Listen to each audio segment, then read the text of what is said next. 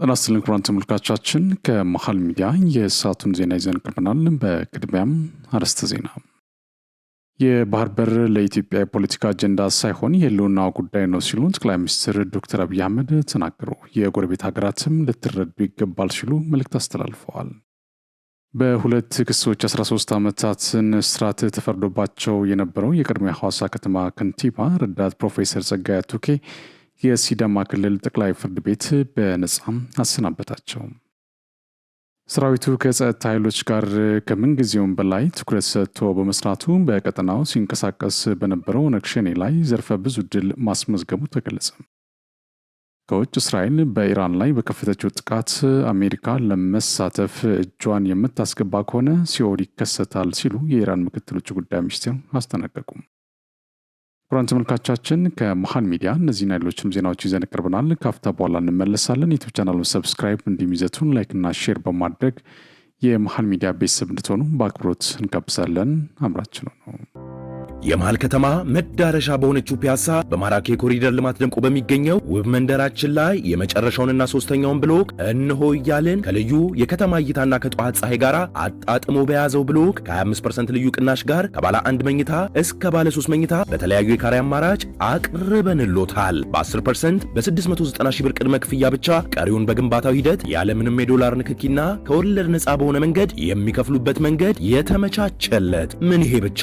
እዛው ፒያሳ አድዋ ሙዚየም ፊት ለፊት G+5 የገበያ ማዕከል በ3.9 ሚሊዮን ብር ሙሉ ክፍያና በ900 ሺህ ብር ቅድመ ክፍያ የግሉ ያድርጉ። ለበለጠ መረጃና ለሳይት ጉብኝት ከታች ባለው ስልክ ይደውሉ። በቅድሚያም የባህር በር ለኢትዮጵያ ፖለቲካ አጀንዳ ሳይሆን የህልውና ጉዳይ ነው ሲሉ ጠቅላይ ሚኒስትር ዶክተር አብይ አህመድ ገለጹ። ጠቅላይ ሚኒስትር ዶክተር አብይ አህመድ ከመላው ኢትዮጵያ ከተውጣጡ የተፎካካሪ ፖለቲካ ፓርቲ ተወካዮች ጋር ውይይት አድርገዋል። ጠቅላይ ሚኒስትር ዶክተር አብይ አህመድ የኢትዮጵያ የሁልጊዜም ፍላጎት ከጎረቤቶቿ ጋር በጋራ መልማት መሆኑንም ገልጸዋል። የኢትዮጵያ ሰላም መሆንና መልማት ለቀጠናው እድገት በጎ ሚና እንደሚጫወትም ጨምሮ ተናግሯል። ኢትዮጵያ ትልቅ ሀገርና ከፍተኛ የህዝብ ብዛት አላት ያሉት ጠቅላይ ሚኒስትሩ ሰላምና ልማት ለኢትዮጵያ ቁልፍ ጉዳዮች እንደሆኑ ጎረቤቶቿ ሊረዱ እንደሚገባም አመላክተዋል። ኢትዮጵያ የባህር በር ጥያቄዋ በህጋዊና ሰላማዊ መንገድ ምላሽ እንዲያገኝ እየሰራች እንደምትገኝም ተናግሯል። የባህር በር ጉዳይ የፖለቲካ አጀንዳ አይደለም ያሉት ጠቅላይ ሚኒስትሩ ጉዳዩ ለኢትዮጵያ የህልውና ጉዳይ ነው ብሏል። የባህር በር አለመኖር በኢትዮጵያ ኢኮኖሚ ላይ ከፍተኛ ጫና እያሳደረ እንደሚገኝ ገልጸው ጉዳዩ አፋጣኝ መፍትሄ እንደሚያሻውም አመላክቷል። ኢትዮጵያ የባህር በር እንደሚያስፈልጋትና ይህም በንግድ ህጎች አማካኝነት ምላሽ ያገኛል ብለው እንደሚያምኑም ጠቅላይ ሚኒስትሩ ገልጿል። የጎረቤት ሀገራት የኢትዮጵያን የባህር በር ጥያቄ በቀናነት እንዲረዱትና ጥያቄው ከመልማትና ከማደግ ካለ ጽኑ ፍላጎት የመነጨ እንደሆነ መገንዘብ እንደሚገባቸው አነስተዋል። በሌላ ዜና መንግስት ከተፎካካሪ ፖለቲካ ፓርቲዎች ጋር በትብብር ለመስራት ሁሌም በሩ ክፍት መሆኑን ጠቅላይ ሚኒስትር ዶክተር አብይ አህመድ ተናገሩ። ከተፎካካሪ ፓርቲዎች ጋር የተደረገው ውይይት የፖለቲካ ምህዳሩ ለውጥ አካል መሆኑንም ገልጿል። በዓለም ላይ እንከን አልባ የፖለቲካ ምህዳር አለ ብሎ ማሰብ ተገቢ እንዳልሆነ ጠቅሰው ይህንን በውል መገንዘብ እንደሚገባም አመላክቷል። የፖለቲካ ምህዳር ውስጥ የፉክክርና ትብብር እሳቤዎች እንዳሉና ብልጽግና ፓርቲ ከፓርቲዎች ጋር ጤናማ ፉክክርና ትብብር እንዲኖረው እየሰራ ነው ብሏል። ብልጽግና ፓርቲ ከፖለቲካ ፓርቲዎች ጋር ባለው ግንኙነት ፉክክርና ትብብር ሚዛኑን ጠብቆ እያስኬደ እንደሚገኝም አመላክቷል። ከፉክክርና ትብብር አንዱ ሚዛን ከደፋ የሚፈለገውን ውጤት ማግኘት አይቻልም ነው ያሉት ጠቅላይ ሚኒስትሩ። በመንግስት በተለያዩ አመራር ደረጃዎች 273 የተፎካካሪ ፓርቲ ተወካዮች እየሰሩ እንደሚገኝም ለትብብር ያለውን መልካም ፍላጎት በግልጽ የሚያሳይ መሆኑንም ተናግሯል። መንግስት የተፎካካሪ ፓርቲዎች አካታችነት በማሳደግ የተሻለች ኢትዮጵያን ለመገንባት እየሰራ እንደሚገኝም ነው የተናገሩት። መንግስት ከተፎካካሪ ፓርቲዎች ጋር ለመስራት በሩ ክፍት ነው ያሉት ጠቅላይ ሚኒስትሩ ፓርቲዎች ሰብሰብ በማለት ጠንካራ ሀሳቦችን ማፍለቅ ላይ አተኩሮ እንዲሰሩ ጠይቀዋል። ሀሳባቸውን ተከታትለን እንመለስ። የሚፎካከር የፖለቲካ ፓርቲ ሲባል አስፈላጊ በሆኑ ጉዳዮች የሚተባበር መሆኑን ለማሳየትም ጥሩ ልምምድ ይመስለኛል። በእርግጥ ምህዳርን አስታካችሁ በርካታ ጥያቄ ተነስተዋል። ይሄ መድረክ በራሱ የፖለቲካ ምህዳሩ መለወጥ አካል ነው። የኢትዮጵያ ጠቅላይ ሚኒስትር በአመት 2-3 ፓርቲዎች ሰብስቦ አያናግርም። እኛ እዚሁ ሀገር ነበርን። ከውጭ የመጣችሁ ላታውቁ ትችላላችሁ። አልነበረም። እንደዛ የምናደርገው ለምንድን ነው? እኛ ውስጥ ያለውን ክፍተት ከናንተ ስንሰማው ለመፈተሽ ስለሚያግዘን። አብሶሉት የሆነ የፖለቲካል ምህዳር ምንም እንከን የሌለበት ደግሞ ከጠበቃችሁ ፖለቲካ አልገባችሁም ማለት ነው። ዓለም ላይ እስካለን ድረስ የሚጀመሩ ነገሮች አሉ፣ የሚቀሩ ጉዳዮች አሉ። ሙሉ ንጹህ ነገር መጠበቅ ተገቢ አይደለም። በእኛ በኩል ግን የፖለቲካ ምህዳርን ማስፋት በሚመለከት 2 መሰረታዊ እሳቤዎች አሉ። አንደኛው ፉክክር ነው። ሁለተኛው ትብብር ነው። ጤናማ የሆነ ፉክክር እናደርጋለን ከፓርቲዎች ጋር፣ ትብብርም እናደርጋለን። ፉክክር ብቻ ከሆነ ወደ አጽናፍ የወጣ ወደ ግጭት የሚያመራ ወደ ጸብ የሚያመራ የማያግባባ ስለሚሆን መተባበር በሚገባን ጉዳይ እንተባበራለን፣ ልንፎካከርባቸው በሚገቡ ጉዳዮች ደግሞ እንፎካከራለን። ይህንን ባላንስ አድርገን ነው የምንሄደው። የብልጽግና እሳቤ እኔ መራው አድሚኒስትሬሽን እሳቤ በፉክክርና በትብብር መካከል ሚዛን መጠበቅ ያስፈልጋል። ሁሉን በፉክክር ብቻ ካደረግን ውጤታማ አንሆንም ብለን እናምናለን። ለምሳሌ ትብብር በሚመለከት መቼም ሁላችሁም በኢትዮጵያ ፖለቲካ ውስጥ እድሜው ቢለያይም ያሳለፋችሁ ሰዎች ናችሁ። አሁን ባለው አድሚኒስትሬሽን ከሚፎካከሩ ፓርቲዎች 273 ሰዎች በተለያየ ደረጃ በአመራር ተሳትፎ ይሰራሉ። 273 ሰዎች፣ 4 ሚኒስትሮች አሉ፣ 4 ገደማ ሚኒስትር ዴታዎች አሉ፣ የቢሮ ኃላፊዎች አሉ፣ በዞን በወረዳ የተካተቱ ሰዎች አሉ። 273 የሚፎካከሩ ፓርቲ አመራሮች አሳትፌ አብሬ እሰራለሁ ያለ መንግስት ለትብብር ቦታ እንዳለው በቂ ማሳያ ሊሆን ይችላል። ሰዎች የሚያዩት ፕሮፌሰር ብርሃኑን ወይም ዶክተር አረጋዊን ወይም ዶክተር በለጠን ብቻ ሊሆን ይችላል። በየደረጃው ግን አሉ ሰዎች፣ በየደረጃው የተካተቱ ሰዎች አሉ። አሁንም ደግሞ ማረም ያለብን ነገር አለ። ማረም ያለብን ነገር በቂ አይደለም። ምንፈልገው እያካተትን የተሻለች ኢትዮጵያን መፍጠር ነው እንጂ የብልጽግና ኢትዮጵያ መፍጠር አይደለም። የ2017 ዓ.ም ሀገር አቀፍ የመጅሊስ ምርጫ ምዝገባ ነገ እንደሚጀመር ተገለጸ። በኢትዮጵያ እስልምና ጉዳዮች ጠቅላይ ምክር ቤት የምርጫ አስፈጻሚ ቦርድ የ2017 ሀገር አቀፍ ምርጫን አስመልክቶ መግለጫ ሰጥቷል። ቦርዱ ባለፉት 5 ወራት ሲያከናውን የቆየውን ስራ ጠቅሶ የመጅሊስ ምርጫ ምዝገባን ለማድረግ የቅድመ ዝግጅት ስራውን መጠናቀቁን አመላክቷል። ቦርዱ ምርጫውን አሳታፊና አካታች በሆነ መልኩ ለማካሄድ አስፈላጊውን ቅድመ ዝግጅት ማድረጉንም ነው ያብራሩት። በመሆኑም ህዝበ ሙስሊሙ መታወቂያውን በመያዝ ከነገ ጀምሮ በየመስጊዱ በሚደረገው የምራጮች ምዝገባ ተመዝግቦ የምራጭነት ካርድ እንዲወስድ ቦርዱ ጥሪ አቅርበዋል። ምዝገባው በ2 ሳምንታት ውስጥ እንደሚጠናቀቅም ተገልጿል። የኢትዮጵያ መገናኛ ብዙሃን ባለስልጣን በማህበራዊ ሚዲያዎች አማካኝነት የሐሰተኛ መረጃና የጥላቻ ንግግር ስርጭት አሳሳቢ ደረጃ ስለመድረሱ በጥናት ማረጋገጡን ዛሬ በሰጠው መግለጫ አስታውቋል። በሀገራችን የሐሰተኛ መረጃና የጥላቻ ንግግር አሳሳቢ ደረጃ ላይ መድረሱን በጥናት ተረጋግጧል ሲልም ተናግሯል። በጥናቱ ግኝት መሰረት አብዛኛው የጥላቻ ንግግርና ሐሰተኛ መረጃ የተሰራጨው በአብዛኛው በጽሁፍና በተንቀሳቃሽ ምስል በአብዛኛው የተሰራጨውም በፌስቡክ፣ ቲክቶክ እና በቴሌግራም እንደሆነ ጥናቱ ያመለክታል ብሏል። ባለስልጣኑ በመግለጫው ተጠቃሚዎች የተሳሳተ መረጃ ሲያገኙ ሪፖርት እንደሚያደርጉና ለማን ሪፖርት እንደሚደረግ እንደማያውቁ ተናግሯል። ይህን ሁሉ ያሉት የባለስልጣኑ ዋና ዳይሬክተር አማካሪ አቶ ታምራት ደጀኔ ከግማሽ በመቶ በላይ የሚሆኑ የጥላቻ ንግግር የተሰራጨው በታዋቂ ሰዎች ወይም ፐብሊክ ፊገርስ በሚባሉት መሆኑን ጥናቱ ያረጋግጣል ብሏል። በግኝቱ መሰረት የጥላቻ ንግግር ያነጣጠረው የፖለቲካ አመለካከት ላይ ነው። ቀሪዎቹ በብሔርና ሃይማኖት ናቸው። ብሔር 15 በመቶ፣ ሃይማኖት 6 በመቶ፣ ብለው ሐሰተኛ መረጃው የተሰራጨባቸው ዋና ዋና መንገዶች በግኝት መሰረት የሐሰት አውድ በመጠቀም በተሳሳቱ መረጃዎች ወይም በእንዝላልነት አሳሳች በሆኑ ይዘቶች መሆኑንም ጠቅሷል። ሐሰተኛ መረጃና የጥላቻ ንግግር ለማሰራጨት የተፈለገው ማህበራዊ አለመረጋጋት እንዲፈጠር በማህበረሰብ መካከል ግጭት የመቀስቀስ ዓላማ የመንግስት ተቋማትና መንግስት ሰራቸውን ተረጋግተው እንዳያከናውኑ ለማድረግ የማስተባበል የግለሰብና የቡድኖቹን ስም ለማጠልሸት መሆኑን የጥናቱ ዳሰሳ እንደሚያስረዳ ገልጿል። ዜጎች ለአመፅና ለጥቃት እንዲነሳሱ መቀስቀስም 15 በመቶ ይዟል።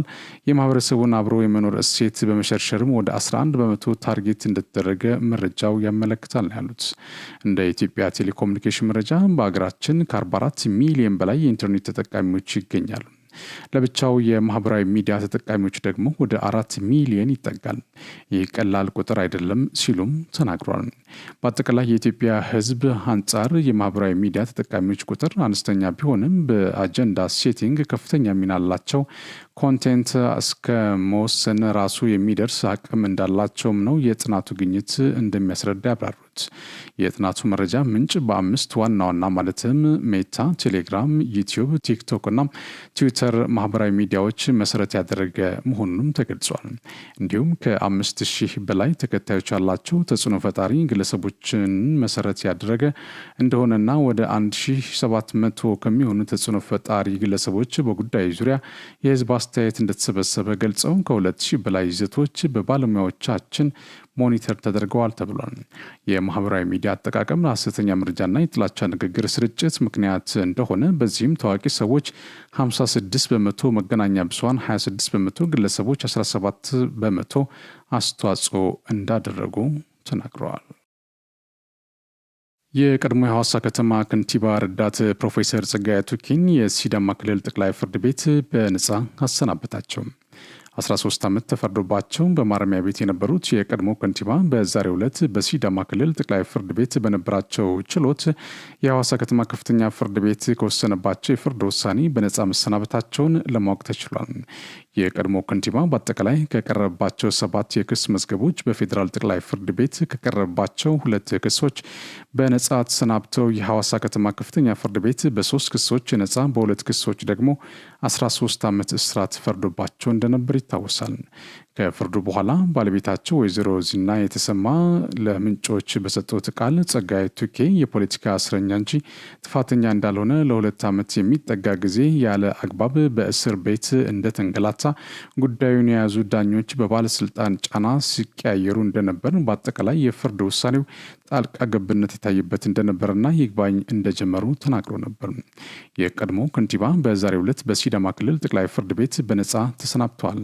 ምንጮች የችሎት ሂደቱን ቦታው ላይ በመገኘት የተከታተሉ ሲሆን የውሳኔውን አፈጻጸም የክልሉ ማረሚያ ተቋም የወሰደ ሲሆን ከምሳ ሰዓት በኋላም ከእስር እንደተለቀቁና ቤታቸው ገብተው ከቤተሰቦቻቸው እንደተገናኙ ለማወቅ ተችሏል። በኮንሶ ዞን የኤምፖክስ በሽታ ምልክት በ2 ሰዎች ላይ ታይቶ ናሙና ተወስዶባቸው ውጤት የተጠባበቀ መሆኑን የዞኑ ጤና መምሪያ ገለጸ። ለምንጮች ቃላቸውን የሰጡ የሰገን ዙሪያ ወረዳ ነዋሪዎች ስለ ዝንጀሮ ፈንጣጣ በሽታ ምልክቶች በተለያዩ አጋጣሚዎች እየተነገረ በሚገኝበት በአሁኑ ወቅት በአንዲት ተማሪ ላይ በፊቷ በጀርባዋና በእግሮቿ ላይ ምልክቱን ያዩ የትምህርት ቤቷ መምህራን ለጤና ባለሙያዎች በማሳወቅ ታዳጊዋ ተለይታ ክትትል እንድታደርግ መደረጉን ተናግሯል። በደቡብ ኢትዮጵያ ክልል ኮንሶ ዞን ሰገን ዙሪያ ወረዳ ሀይሎታ አማራይታ በሚባል አካባቢ የአንድ ቤተሰብ አባላት በሆኑ የ16 እና 3 ዓመት ሴት ታዳጊዎች ላይ የዝንጀሮ ፈንጣጣ ወይም ኤምፖክስ ምልክት መታየቱን ያረጋገጡት የኮንሶ ዞን ጤና መምሪያ ኃላፊ አቶ ግርማ በሌ ሁለቱም እህታማማቾች ተለይተው ክትትል እንዲደረግላቸው እና ናሙና ተወስዶ ወደ አዲስ አበባ መላኩን ለምንጮች ገልጸዋል። ውጤቱ እስከ ገለጽ ድረስ ህብረተሰቡ ጥንቃቄ እያደረገ በትዕግስት እንዲጠባበቅ ያመላከቱት መምሪያ ኃላፊዋ ያልተገባና ሐሰተኛ መረጃዎችን በማሰራጨት በህዝቡ ዘንድ ፍርሃት እየፈጠሩ ያሉ አካላትም ከድርጊታቸው እንዲቆጠቡ አሳስበዋል። የመከላከያ ሰራዊት ከጸጥታ ኃይሎች ጋር በቅንጅት በፈጸማቸው ስኬታማ ተልዕኮዎች በቀጠናው ሲንቀሳቀሱ የነበሩ የሸኔ ሽብር ቡድን ከፍተኛ አመራሮችና በርካታ ታጣቂዎች እጅ እንዲሰጡና ወደ ሰላም አማራጭ እንዲመለሱ መደረጉ ተገለጸ። የዶብ እዝ ኮር አመራሮች ከምስራቅ ጉጂና ከምስራቅ ቦረና ዞን አስተዳደር እንዲሁም ከጸጥታ ዘርፍ ኃላፊዎች ጋር ሰራዊቱ በ2017 በጀት ዓመት ከጸጥታ ኃይሎች ጋር በጥምረት በፈጸሟቸው ግዳጆችና ባስመዘገባቸው ድሎች ዙሪያ መክረዋል። የኮር ዋና አዛዥ ኮሎኔል ግርማ አየለ በምክክሩ ማጠቃለያ ላይ ሰራዊቱ በበጀት ዓመቱ ከጸጥታ ኃይሎች ጋር ከምን ጊዜውም በላይ ትኩረት ሰጥቶ በመስራቱ በቀጠናው ሲንቀሳቀስ በነበረው ኦነግ ሸኔ ላይ ዘርፈ ብዙ ድል ተመዝግቧል ብሏል። ሰራዊቱ የፈጸማቸውን ስኬታማ ተልዕኮች ተከትሎ ሸኔ ለህዝባችን ስጋት ወደማይሆንበት ደረጃ መድረሱን ያስገነዘቡት ዋና አዛዡ የሽብር ቡድኑ ከፍተኛ አመራር የነበሩት ጃልቦና ቦሪና ዳዋ ገናሌ ጨምሮ በርካታ ታጣቂዎች እጅ እንዲሰጡና ወደ ሰላም አማራጭ እንዲመጡ በማድረግ ሰራዊታችን ታሪካዊ ጀግንነት የፈጸመበት ጊዜ መሆኑን አብራርተዋል። የምስራቅ ቦረና ዞን ዋና አስተዳዳሪ አቶ አብዱራዛቅ ሁሴን በበኩላቸው የዞኑ ህዝብና መንግስት ሰራዊቱ ለአካባቢው ዘላቂ ሰላምና ለህዝባችን አንድነት ለከፈለው ዋጋ ትልቅ ክብር እንዳለው ገልጸው የዞኑ አስተዳደር በአካባቢው የሰፈነውን ሰላም ለማጽናት ከሰራዊቱ ጋር በትኩረት ይሰራል ብለዋል። የመከላከያ ዘመቻ ዋና መምሪያ ኃላፊ ሌተናል ጀነራል በላይ ስዩም በስድስተኛ ዕዝ ማሰልጠኛ ማዕከል ተገኝተው ስልጠናቸውን በመከታተል ላይ ከሚገኙ አመራሮች ጋር ለውጤታማ የግዳጅ አፈጻጸም መሰረት በሚሆኑ ርዕሰ ጉዳዮች ዙሪያ ተወያይቷል። ሌተናል ጀነራል በላይ ስዩም ክብራችን እና ማንነታችን ለሆነችው ኢትዮጵያ ችግርን ተቋቁሞ ፈተናዎችን በማለፍ ድል ማስመዝገብ የሚችል አመራር መገንባት እንደሚገባ ገልጿል። የሚመራውን ኃይል ለቀጣይ ተልዕኮ ማዘጋጀት ለዓላማው የጸና ትጉህ በየጊዜው የሚያጋጥሙ ችግሮችን እየፈታ የሚሄድ በራሱ የሚተማመን መሪ መሆን እንደሚገባ አመላክቷል። ሌተናል ጀነራል በላይ ጽናት ያለው ከዓላማው ዝንፍ የማይል የአሃድን ስነ ልቦና በመገንባት መሰናክሎችን የሚያልፍ ለሚያጋጥሙ ችግሮች መፍትሄ የሚሰጥ ስራዎችን በእቅድና በፕሮግራም የሚመራ ለዓላማው ጽኑ የሆነ በጀግንነት የሚዋጋ የተሰጠውን ተልዕኮ አዳብሮ የሚፈጽም ሀገር ወዳድ አመራር ተፈጥሯልም ብሏል።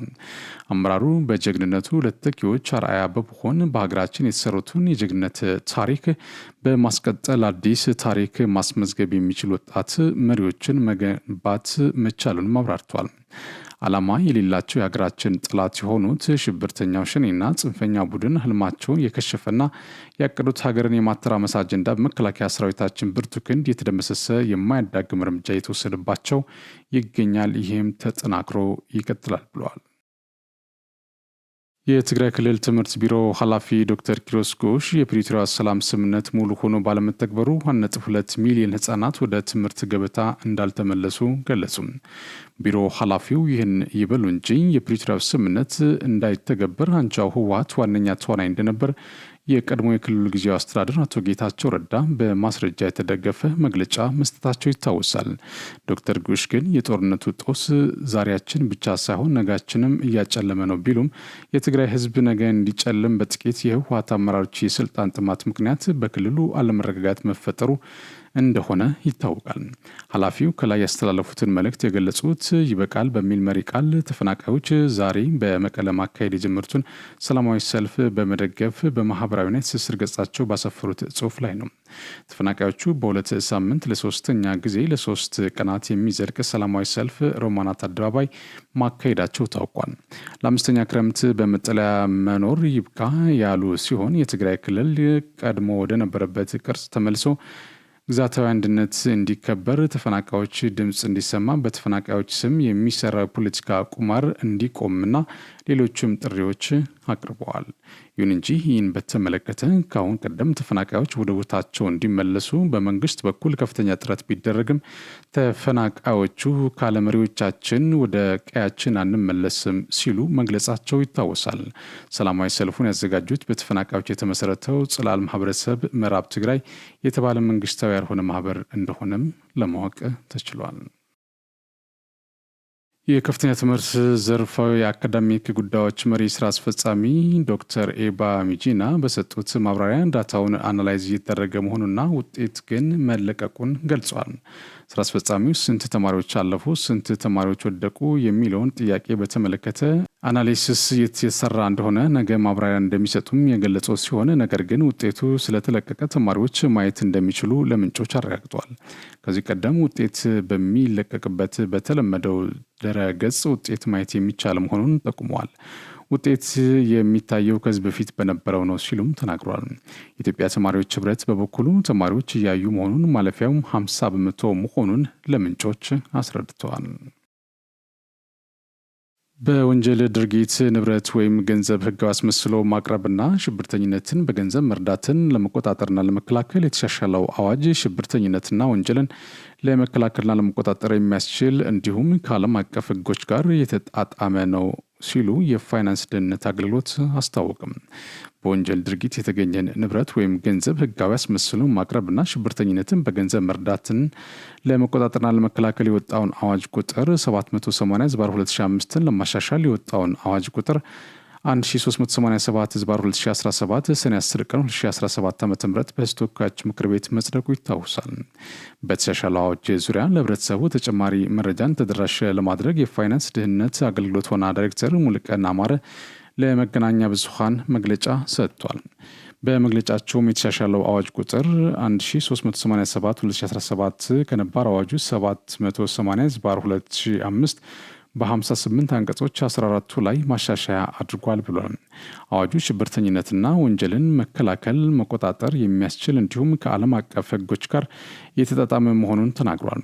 የማሻሻያ አዋጁ በወንጀል ተግባር የተገኘ ገንዘብን ወይም ንብረትን ህጋዊ አስመስሎ ማቅረብና ሽብርተኝነትን በገንዘብ የመርዳት ወንጀል ድርጊትን ለመከላከልና ለመቆጣጠር በሚደረገው ዓለም አቀፍ ጥረት ላይ ኢትዮጵያ ድርሻዋን በአግባቡ እንድትወጣ ያስችላል ብሏል። አዋጅ አመንጪ የሚባሉ 21 ወንጀሎችን በአባሪነት ያስቀመጠ ብሎም ለትርጉም ተገላጭ የነበሩ ጉዳዮችን በግልጽ የሚያስቀምጥ መሆኑን ጠቁመው ይህም ተገቢ ምርመራ ለማካሄድ ይጠቅማል ነው ያሉት። በወንጀል ድርጊት የቅጣት አለመመጣጠን መልክ ማስያዝ የሚያስችል ጭምር መሆኑን አነስተው በሽፋን ስር ለሚደረጉ የምርመራ ሂደቶች ወይንም ልዩ የምርመራ ሂደቶች በፍርድ ቤት ትዕዛዝ ብቻ የሚከናወን መሆኑን ማስቀመጡን አብራርቷል። ይህም ፍርድ ቤቱ በመደበኛ የምርመራ ዘዴ ማስረጃ ማግኘት አዳጋች መሆኑንና አምኖ በሰጠው ፍቃድና ትዕዛዝ መሰረት የሚከናወን መሆኑንም ጠቁሟል። ይህ የምርመራ ዘዴ በፍርድ ቤት ትዕዛዝ የሚደረግ መረጃን ለማግኘት በጥብቅ ዲሲፕሊንና በፍርድ ቤት ቁጥጥር ስር የሚከናወን ነው ብሏል። በአጠቃላይም የተሻሻለው አዋጅ የሀገርን ደህንነት፣ የህዝብን ጥቅም የሚያስጠብቅ መሆኑን ነው አቶ ሙሉቀን ያብራሩት። በበጀት ዓመቱ 11 ወራት ከ7.21 ቢሊዮን ዶላር በላይ ገቢ ከውጭ ንግድ መገኘቱን የንግድና ቀጠናዊ ትስስር ሚኒስቴር አስታወቀም። የሕዝብ ተወካዮች ምክር ቤት 38ኛ መደበኛ ስብሰባ የንግድና ቀጠናዊ ትስስር ሚኒስቴር የ2017 በጀት ዓመት የ11 ወራት የዕቅድ አፈጻጸም ሪፖርት ላይ ተወያይቷል። የንግድና ቀጠናዊ ትስስር ሚኒስቴር ዶክተር ካሳሁን ጎፌ እንደተናገሩት በበጀት ዓመቱ በሀገሪቱ የውጭ ንግድ ታሪክ ከፍተኛ የሆነ ገቢ ተገኝቷል። ከጠቅላላ የውጭ ንግድ 4.59 ቢሊዮን ዶላር ለማግኘት ታቅዶ ወደ ስራ መገባቱን አስታውሰው በአፈጻጸም ከዕቅድ በላይ 7.21 ቢሊዮን ዶላር ገቢ መገኘቱን አነስተዋል። በበጀት ዓመቱ መጨረሻ ከ8 ቢሊዮን ዶላር በላይ ገቢ ይገኛል ተብሎ እንደሚጠበቅም ጠቁመዋል። በበጀት ዓመቱ 11 ወራት ከውጭ ንግድ የተገኘው ገቢ ከ2016 በጀት ዓመት ጋር ሲነጻጸር ከ3.96 ቢሊዮን ዶላር በላይ ጭማሪ ማሳየቱንም ጠቅሷል። በማክሮ ኢኮኖሚ ሪፎርሙ ከተሳኩ ኢኮኖሚያዊ ውጤቶች መካከል የውጭ ንግድ ዘርፍ ከፍተኛ አፈጻጸም እየተመዘገበበት መሆኑንም አክሏል። በውጭ ንግድ ምቹ ምህዳር መፈጠሩ፣ የተለያዩ የሕግና አሰራር ማነቆዎች መፈታታቸው፣ ከላኪዎችና ከባለድርሻ አካላት ጋር በተሻለ ቅንጅት በመስራቱ በሀገሪቱ ታሪክ ከፍተኛውን ገቢ ማግኘት ተችሏል ሲሉም ተናግረዋል። የመሃል ከተማ መዳረሻ በሆነችው ፒያሳ በማራኪ ኮሪደር ልማት ደምቆ በሚገኘው ውብ መንደራችን ላይ የመጨረሻውንና ሶስተኛውን ብሎክ እንሆ እያልን ከልዩ የከተማ እይታና ከጠዋት ፀሐይ ጋር አጣጥሞ በያዘው ብሎክ ከ25% ልዩ ቅናሽ ጋር ከባለ 1 መኝታ እስከ ባለ 3 መኝታ በተለያዩ የካሬ አማራጭ አቅርበንሎታል። በ10% በ690 ሺህ ብር ቅድመ ክፍያ ብቻ ቀሪውን በግንባታው ሂደት ያለምንም የዶላር ንክኪና ከወለድ ነፃ በሆነ መንገድ የሚከፍሉበት መንገድ የተመቻቸለት። ምን ይሄ ብቻ! እዛው ፒያሳ አድዋ ሙዚየም ፊት ለፊት G+5 የገበያ ማዕከል በ3.9 ሚሊዮን ብር ሙሉ ክፍያና በ900 ሺህ ብር ቅድመ ክፍያ የግሉ ያድርጉ። ለበለጠ መረጃና ለሳይት ጉብኝት ከታች ባለው ስልክ ይደውሉ። የዜና በቀጣይ የሚተላለፍላችሁ ከመሃል ሚዲያ ነው። ወደ ዜና አልፋለሁ። የተባባሰ በመጣው የመካከለኛው ምስራቅ ቀውስ ኢራን በደቡባዊ እስራኤል በምትገኘው የቤርሻባ ከተማ የሚሳኤል ጥቃት ፈጽማለች። በጥቃቱ በከተማ የሚገኘው ሶሮካ ሆስፒታል ኢላማ መደረጉ በእስራኤል በኩል የተገለጸ ሲሆን 30 ሰዎች ጉዳት እንደደረሰባቸው የእስራኤል አስቸኳይ ጊዜ አገልግሎት ገልጿል። ኢራን በበኩሏ ዛሬ የፈጸመችው ጥቃት ወታደራዊ ተቋማትን ኢላማ ያደረገ መሆኑን በመግለጽ ከሆስፒታሉ አቅራቢያ በሚገኝ ወታደራዊ ተቋም እንጂ በሆስፒታሉ ላይ ጥቃት አለመሰንዘሩን በመጥቀስ የኢራን መገናኛ ብዙሃኖች ዘግበዋል። እንደ ኢራን ዜና አገልግሎት ዘገባ ጥቃቱ ኢላማ ያደረገው በጋቪያም ቴክኖሎጂ ፓርክ ውስጥ የሚገኘውን የእስራኤል መከላከያ ኃይል የእዝና ደህንነት ዋና መስሪያ ቤት ነው። በመሆኑም በአቅራቢያው የሚገኘው ሆስፒታል መጠነኛ ጉዳት ያጋጠመው በወታደራዊ ተቋሙ ላይ የተፈጸመው ፍንዳታ ባስከተለው ከፍተኛ ንዝረት እንደሆነ ዘገባው ጠቅሷል። የእስራኤል ጠቅላይ ሚኒስትር ቤንያሚን ኔታንያሁ በኤክስ ገጻቸው ባስተላለፉት መልእክት ኢራን በእስራኤል ላይ ለፈጸመችው ጥቃት ዋጋ እንደምትከፍል ገልጿል። በተመሳሳይ እስራኤል ዛሬ ማለዳ ባደረገችው ዘመቻ አራክ እና ናንታዝ በተባሉ የኢራን የኒውክሌር ማመንጫ ስፍራዎች ላይ የተሳካ ጥቃት መፈጸሟን አስታውቃለች። ሁለቱ ሀገራት የእርስ በርስ አጸፋ የተሰጣጡ ባለበት በዚህ ሰዓት ፕሬዚዳንት ዶናልድ ትራምፕ አሜሪካ ጦርነቱን ልትቀላቀል እንደምትችል ፍንጭ ሰጥቷል። የኢራኑ መንፈሳዊ መሪ አያቶላህ አሊ ሐማኒ አሜሪካ ጣልቃ የምትገባ ከሆነ ከፍተኛ አደጋ ሊከሰት እንደሚችል ማስጠንቃቸው ይታወቃል። የሁለቱ ሀገራት ሁኔታ የከፋ መምጣቱን ዓለምን ወደ ማህበራዊ ኢኮኖሚያዊና ፖለቲካዊ ቀውስ የሚከት መሆኑ የተገለጸ ሲሆን የተባበሩት መንግስታት ሀገራት ተኩስ አቁም እንዲያደርጉ ጥሪ አቅርበዋል። በተያዘ ሳምንት በሆነው እስራኤል በኢራን ላይ በከፈተችው ጥቃት አሜሪካ ለመሳተፍ እጇን የምታስገባ ከሆነ ሲኦል ይከሰታል ሲሉ የኢራን ምክትል የውጭ ጉዳይ ሚኒስትር ሳኢድ ኻቲባዝዴህ ለቢቢሲ ተናገሩ። አሜሪካ በኢራን ላይ በሚካሄደው ጥቃት የምትሳተፍ ከሆነ ኢራን ሁሉንም አማራጮች በጠረጴዛዋ ላይ መሆናቸውን በማመላከት ይህ አጠቃላይ ቀጠናዊ አረንቋና ሲኦል ያደርገዋል ሲሉ አስጠንቅቀዋል። ምክትል የውጭ ጉዳይ ሚኒስትሩ ሳኢድ ኻቲባዝዴህ ለቢቢሲ እንደተናገሩት አሁንም ኢራን ዲፕሎማሲያዊ መፍትሄ ምርጫዋ መሆኑን በመጥቀስ ነገር ግን ጥቃቱ በኢራን ላይ የሚቀጥል ከሆነ ማንም ወደ ድርድር ሊሄድ አይችልም ብሏል። ይህ ጦርነት የአሜሪካ ጦርነት አይደለም ያሉት ምክትል የውጭ ጉዳይ ሚኒስትሩ ትራምፕ የሚሳተፉ ከሆነ ግን በማያገባቸው ጦርነት የተሳተፉ ፕሬዚዳንት ሆነው እንደሚታወሱ ተናግሯል። እኛ የምናስበው ይህ ጦርነት አሜሪካንን የሚመለከት ጦርነት አይደለም። ነገር ግን ወደ ጦርነቱ መግባት የሚፈልጉ ከሆነ ትራምፕ ለዘላለሙ ወደማይመለከታቸው ጦርነት ተጎትተው የገቡ መሪ ተብለው ሊታሰቡ ይኖራል ብሏል። በዋናነት የኢራን የሚሳኤልና የኒውክሌር ተቋማትን ኢላማ አድርጋ ጥቃቶችን በመፈጸም የሰነበተችው እስራኤል ከመሬት በታች የሚገኙ ያለቻቸውን የኒውክሌር ተቋማትን ለማውደም የአሜሪካን ድጋፍ እየጠየቀች ነው። ፕሬዚዳንት ዶናልድ ትራምፕ እስካሁን ኢራንን ለማጥቃት ከእስራኤል ጋር እንደሚያብሩ የሚያመላክት ግልጽ ምላሽ ባይሰጡም በኢራን ላይ የሚፈጸም ጥቃትን ማጽደቃቸውን በተመለከተ የአሜሪካ መገናኛ ብዙሃን እየዘገቡ ነው። ኩራን ተመልካቾቻችን ከመሃል ሚዲያ ለሰዓቱ ያዝናቸው ዜናዎች እነዚህ ናቸው። ስለተከታተላችሁ እናመሰግናለን። ዝግጅቶች ይቀጥላሉ። በእኔ በኩል ጨርሻለሁ።